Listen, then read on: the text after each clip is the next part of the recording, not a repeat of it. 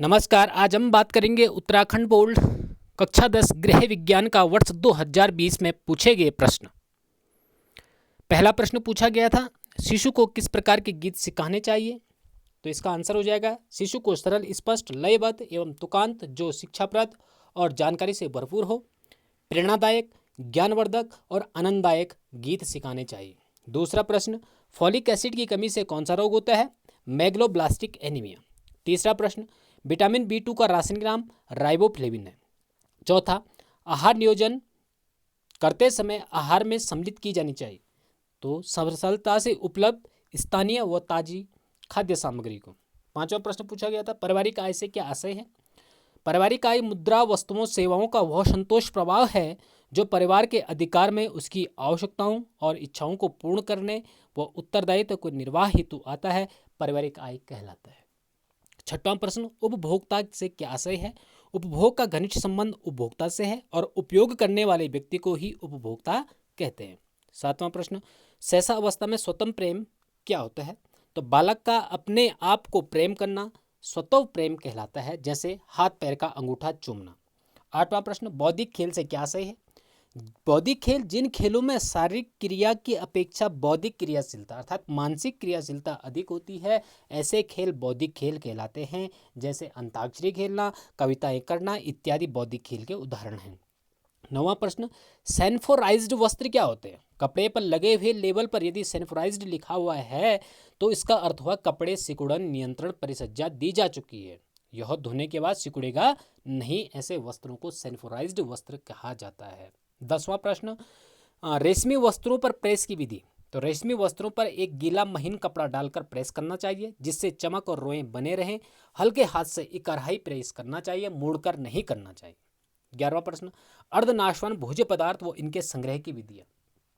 अर्धनाशवान भोज्य पदार्थ उन भोज्य पदार्थों को कहा जाता है जिनमें नमी या जलांश की मात्रा केवल सीमित होती है अर्थात कम होती है, जैसे आलू, प्याज, अदरक, लहसुन, नारियल, अरबी, पेठा इत्यादि। इन्हें संग्रह करने के लिए नमी युक्त स्थान से बचाना चाहिए और इन्हें फैलाकर संग्रह किया जा सकता है।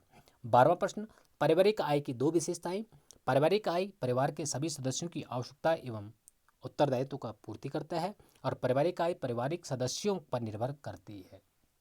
13वां प्रश्न पूछा गया था, रोग प्रतिरक्षण से क्या आशय है।